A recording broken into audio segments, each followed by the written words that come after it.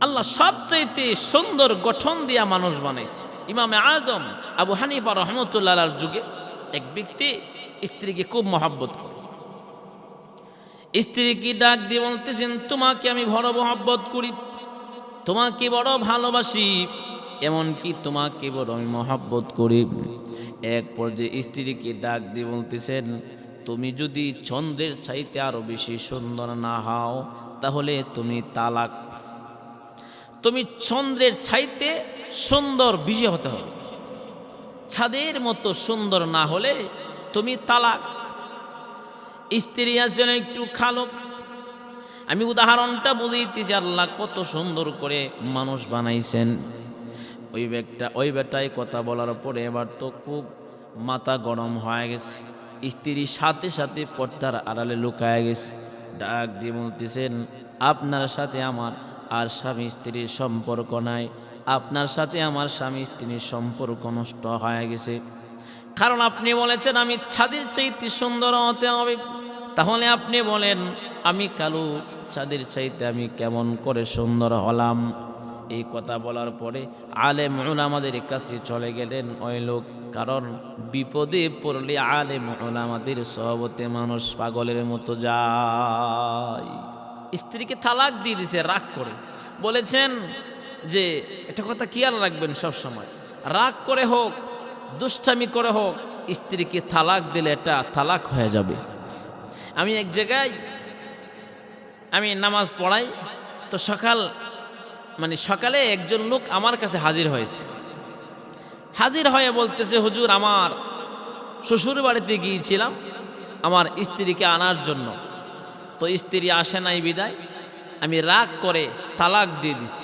কি বলছেন? তখন বলছেন 1 তালাক 2 তালাক 52 তালাক, এমন কি যা বলার সব বলে ফেলছে। আমি তখন ডাক দিয়ে বললাম, ভাই স্ত্রী তো তালাক হয়ে গেছে, আপনার মুরগির জবাই করা হয়ে গেছে, এখন কি গলা, এমন কি মুরগির জবাই করা হয়ে গেছে, এখন কি জোড়া দেওয়া যাবে কনা? আমি বললাম আপনার স্ত্রী তালাক হয়ে গেছে। সে মুখটা চেহারাটা একটু বেজার করে ফেলছেন, মলিন করে আমার কাছ থেকে চলে গেছে। এমনকি আমার উস্তাদদেরকে আমি আরও ফোন দিলাম, হুজুর কিছু করা যায় কি? কই এখানে ডাইনে বামে সামনে পিছনে কোনো রাস্তা নাই, সম্পর্ক শেষ হয়ে গেছে। দেখেন এলাকায় কিন্তু কিছু লোক আছে মুরব্বী, কয়েকজন 10 জনের মাধ্যমে 2 জনকে আবার মিলায়া দেয়। তো আমি তালাক বললাম, আমাকে বলতেছে হুজুর দেখেন না একটু কিছু করা যায় কিনা। চিন্তা করেন, আমাদের কাছে আসে টাকা পয়সা দিয়া বলতে চায় কি হুজুর ব্যবস্থা করা যায় কিনা। না, কোটি টাকা দিলেও ব্যবস্থা করা যাবে না, কারণ তালাক হয়ে গেছে। আমি যদি টাকার লোভে পড়ে সম্মানের জন্য মানুষ আমাকে ভালো বলবে, মানুষ আমার কাছে আসবে, আমি যদি জোড়া লাগাইয়া দেয় ততদিন পর্যন্ত একত্রিত বিছানায় ঘুমাবে, এমনকি একজন আরেকজনকে দেখবে, এক বিছানায় যাবে, এক বিছানায় ঘুমাবে, খাবে একসাথে। এই জিনার গুনাহ প্রত্যেকের সব গুনাহ আমার আমল নামায় লেখা হবে। তো এই জন্যে ইমাম আজম আবু হানিফা রহমতুল্লাহর জমানায় ওই ব্যক্তি স্ত্রীকে বলতেছে, তুমি ছাদের চাইতে সুন্দর না হলে, ছাদের চাইতে সুন্দর না হলে তুমি তালাক। সমস্ত আলেমদের কাছে চলে গেলেন, আলেম উলামারা সকলে ফতোয়া দিলেন, তোমার স্ত্রী তালাক হয়ে গেছে, মহা মুশকিল, এখন কি করা যায়? যুবক মানুষ ইমামে আজম আবু হানিফা রহমতুল্লাহ, উনি একজন বুজুর্গ মানুষ। কেমন বুজুর্গ? আল্লাহর সাথে তার সম্পর্ক। তিনি এমন একজন বুজুর্গ ভাই, এ যুবক ভাইয়েরা আমার, একাধারে তিনি 40 বছর পর্যন্ত তিনি এশারের ওযু দিয়া তিনি ফজরের নামাজ আদায় করেছেন। ইমামে আজম আবু হানিফা রহমতুল্লাহর কাছে চলে গেলেন। তিনি বলতেছেন, না তালাক হয় নাই। এই এলাকার আরে মুলামারা তো কিবত বলতেছি, আপনি কি বলছেন? বলে হ্যাঁ, সেই মহিলা আর স্বামী দুজন, স্বামী আর স্ত্রী সম্পর্ক ঠিক আছে। কিভাবে ঠিক আছে? তিনি কি আনা হল? আমি সংক্ষেপ কথা আপনাদের সামনে বলতেছি। ডাক দিয়ে বলতেছেন, ওই বেটা বলেছেন, স্ত্রীকে বলেছেন, তুমি যদি চন্দ্রের চাইতে তুমি সুন্দর না হও, তুমি তালাক। তাহলে আল্লাহ পাক আমাদেরকে চাঁদের চাইতে সুন্দর করে বানাইছেন, কি আপনি প্রমাণ দেন? তখন তিনি পড়েন, লাকাদ খালাকনাল ইনসানা ফি আহসানি তাকওয়িম। আল্লাহ পাক সবচাইতে সুন্দর কাঠামো গঠন দিয়া আল্লাহ মানুষ বানাইছে। হতে পারে জন্য সুন্দর, অনেক আলো দেয়, মানুষটা হতে পারে কালো, তারপরও চাঁদের চাইতে মানুষটা সুন্দর। এমনকি হতে পারে ঝর্ণা সুন্দর, সুন্দর পাখি, এমনকি ভাগ ভাল্লুক সিংহ যায় কিছু আমরা দেখি। এমনকি বাংলাদেশের জাতীয় পাখির নাম হচ্ছে দোয়েল, খাটাল, শ্রেষ্ঠ ফল, সবগুলি সুন্দর হতে পারে, সবগুলি মানুষের নিচে। ইমামে আজম আবু হানিফা রহমতুল্লাহ আলাইহি কয়, ওই চাঁদের চাইতে মহিলা কালো হলেও আল্লাহর কোরআনের এই আয়াত সাক্ষী মানুষটা সুন্দর। সম্পর্ক নষ্ট হয় নাই। তাহলে ভাই, আমি আপনাকে আল্লাহ এত সুন্দর করে বানাইছেন, তাহলে বলেন আমাদের চরিত্রটা সুন্দর করার দরকার আছে না নাই? আজকে তো আমাদের হাত দ্বারা অনেককে আমরা কষ্ট দেয়, হাত দিয়া মানুষের মাল লুটে খাই, জবান দিয়া কত মানুষের কলিজা আমরা আঘাত দিচ্ছি। সাবধান সাবধান ভাইরা আমার। কবি বলেন, যখন তুমি এসেছিলে এই ভবে, কেঁদেছিলে একা, তুমি হেসেছিল সবে। যখন তুমি এসেছিলে এই ভবে, কেঁদেছিলে একা, তুমি হেসেছিল সবে। এমন জীবন তুমি করো হয় গঠন, মরিলে হাসিবে তুমি, কাঁদিবে ভুবন। এমন জীবন তুমি করিও না গঠন, মরলে কাঁদবে তুমি, হাসিবে ভুবন। সমাজের ভিতরে কিছু যুবক আছে, যখন যুবকেরা মরে যায়, এলাকার মানুষ হাত তুলে দোয়া করে, আল্লাহ এই যুবকটা এলাকা ছাড়া হয়ে গেছে, তার মানে মারা গেছে, সে আমরা এলাকা শান্ত হয়েছে। কিছু বুড়া মানুষ আছে, দেখবেন মসজিদে যায় কালি অশৃঙ্খল, মুসল্লিদেরকে জ্বালায়, ইমামদেরকে জ্বালায়, এমনকি এলাকার মানুষদেরকে জ্বালায়। কিছু মানুষ যখন বুড়া মানুষ মারা যায়, এলাকার মানুষ খুশি হয়, আল্লাহ ওই বুড়া মানুষটা মারা গেছে, আল্লাহ মসজিদ শান্তি হয়ে গেছে, এলাকা শান্তি হয়ে গেছে। তার বিপরীত কিছু যুবক আছে, কিছু মুরব্বী আছে, কিছু মানুষ আছে, যখন মরে যায় এলাকার মানুষ আফসোস করে, আহারি আমাদের জীবন থেকে একটা ভালো মানুষ চলে গেছে, আহারি প্রতিদিন একসাথে নামাজ পড়তাম, সেই মানুষটা আমাদের ছেড়ে চলে গেছে। সাবধান সাবধান, কারো মনে কষ্ট দেওয়া যাবে না। দেখেন আমার আপনার নবী কেমন ব্যবহারে মানুষকে খুশি করেছেন। আল্লাহ পাকের রাসূল একদিন একজন কাফের সাথে সম্পর্ক হয়ে গেছে। তার মানে সম্পর্ক কেমন হয়ে গেছে? কাফের মহিলা, দেখেন আমার রাসূলের চরিত্র কেমন ছিল। নবী আমার রাস্তা দিয়া যায়, হঠাৎ করে দেখতেছেন একটা বাচ্চা মানুষ মাথার মধ্যে বড় একটা বোঝা নিয়ে হাঁটতেছে। বোঝাটা নিয়ে হাঁটতেছেন, বাচ্চাটা নিতে পারে না, এটা আগে চলে গেছেন। আর ছোট বাচ্চাটা বোঝাটা নিয়ে মাটির মধ্যে বসে আছেন। আমার রাসূল কেমন ভালোবাসছেন মানুষকে, কেমন সুন্দর ব্যবহার দিয়ে মানুষের মন জয় করেছে। আর আজকে আমাদের ব্যবহারের কারণে বহু মানুষ নষ্ট হয়ে যায়, বহু মানুষ নষ্ট হয়ে যায়। তাই ভাই, আল্লাহ পাক যেমন সুন্দর করে আমাদেরকে বানাইছেন, চরিত্রটাকে এমন সুন্দর করতে। ওই ব্যক্তি আবার কাফের ব্যক্তি সামনে চলে গেলেন, ছেলেটা পিছনে। হঠাৎ করে আমার রাসূলের চোখ মুবারকের মধ্যে পড়ে গেছে। দিনের নবী দিকা ওই যুবকের বোঝাটা মাথার মধ্যে উঠাইয়া নিলেন, সামনে আগায়া দিয়ে আল্লাহ রাসূল আমার আপনার নবী মুহাম্মদ সাল্লাল্লাহু আলাইহি ওয়াসাল্লাম আবার বেগ দিলেন, রাস্তা চলে আসতেছে। আল্লাহর নবী মুহাম্মদুর রাসূলুল্লাহ সাল্লাল্লাহু আলাইহি ওয়াসাল্লাম বুঝা দিয়ে যখন চলে আসতেছেন, বাবা পিছন দিকে তাকায় দেখেন বাবার সাথে সাথে বুঝাটা ছেলেও নিয়ে আসছে। প্রশ্ন করেন, সন্তান এত বুড়া বোঝা তুমি কেমন করে আনছো? ডাক দি বলেন, আমি আনি নাই, আমাকে একজন আগায়া দিয়ে গেছে। বলতেছেন তিনি কে? তাকে আমি চিনি না। চিনো না মানে তার গঠন কি বলো? ডাক দিয়ে বলতেছেন তিনি এমন একজন সুন্দর মানুষ, জীবনে কোনোদিন এমন সুন্দর মানুষ আমি দেখি নাই, চাঁদের চাইতে আরো সুন্দর। সবগুলি বলার পরে কাফের ব্যক্তির বুঝতে বাকি রইল না, অবশ্যই তিনি হচ্ছেন আব্দুল্লাহর বেটা মুহাম্মাদুর রাসূলুল্লাহ সাল্লাল্লাহু আলাইহি ওয়াসাল্লাম। কাফের ব্যক্তি দৌড়ে আসলেন, আয়েশা নবীদের হাতে হাত রেখে কালিমা পড়ে মুসলমান হয়ে গেছে। এই জন্যই ভাইরা আমার, আজকে আমাদের সমাজে একটু কষ্ট দেয় তাই বলে সম্পর্ক নষ্ট করে ফেলি। না না না, কেউ কষ্ট দিলে তাকে ক্ষমা করে দেওয়া নবীর সুন্নত। কেউ যদি আঘাত করে তাকে উল্টা আঘাত না করে ক্ষমা চেয়ে নেওয়া, সেই মানুষটা ভালো হয়ে যাবে।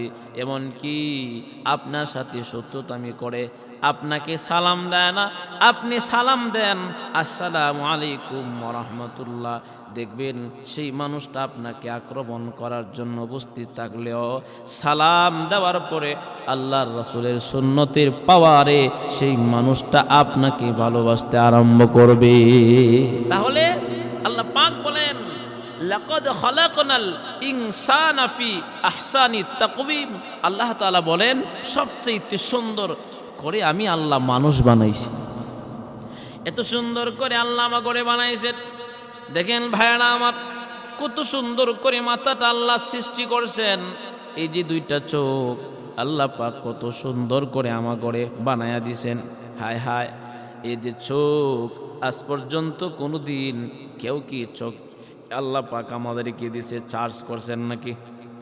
বিদেশ থেকে দেখবেন লাইট নিয়ে আসলে লাইট চার্জার সাথে চার্জার দেয়, চার্জ করতে হয়, চার্জ না করলে লাইট জ্বলে না। এমনকি লাইটের পাওয়ার তেমন নয়, 20 হাত 30 হাত দূরে যায়। কিন্তু আল্লাহ পাক এত সুন্দর দুইটা আল্লাহ চক্ষু আমাদেরকে দান করেছেন, যত দূর তাকাই তত দূরই দেখা যায়। এই জন্যে ভাইয়ারা আমার, আপনাদের কাছে আহ্বান, আল্লাহ পাক আমাদেরকে সুন্দর করে বানাইছেন, জীবনটা সুন্দর করে কবরে যাওয়া লাগবে। কারণ কোনো যুবক যদি যৌবনকালে ইবাদত করে, মহান আল্লাহ পাক সেই যুবকটা বুড়া হয়ে গেলেও তার নেকের দরজাটা খোলা রাখে। যেমন আপনি বুড়া হয়ে গেছেন, মসজিদের মধ্যে ওয়াজ হচ্ছে, এমনকি এলাকার মধ্যে একটা মাহফিল হচ্ছে, অথবা আপনি নামাজের মধ্যে যেতে পারেন নাই, অসল হয়ে গেছেন, হাত পা অবশ হয়ে গেছে, আপনি বুড়া মানুষ, আপনি মসজিদে যেতে পারেন না, মাহফিলে যেতে পারেন না, আপনি যৌবনকালে ইবাদত করেছেন, শীত নাই গরম নাই, যে কোনো অবস্থায় আজান শুনে আপনি মসজিদে চলে গেছেন। এমনকি আপনি মসজিদে গেছেন আল্লাহ পাকের ইবাদত করার জন্য, আল্লাহ পাক যেন খুশি হয় এই জন্য। এই যে আপনি গেছেন, শুরু থেকে আপনি যৌবনকালে নামাজ পড়েছেন, যেই মানুষটা যৌবনকালে ইবাদত করতে করতে বুড়া হয়ে গেছে, সেই মানুষটা বুড়া হলেও আল্লাহ পাক ডেকে বলেন, এরে ফেরেশতারা, এই যে আমার বান্দা, এটা আমার বান্দা মসজিদে যেতে পারে নাই, এমনকি মাহফিলে যেতে পারে নাই, ওয়াজ মাহফিলে যাইতে না পারলেও আমার বান্দার আমল নামায় যাইলে যেই সওয়াব হতো সেই পরিমাণ সওয়াব তার আমল নামায় উঠাইয়া দাও।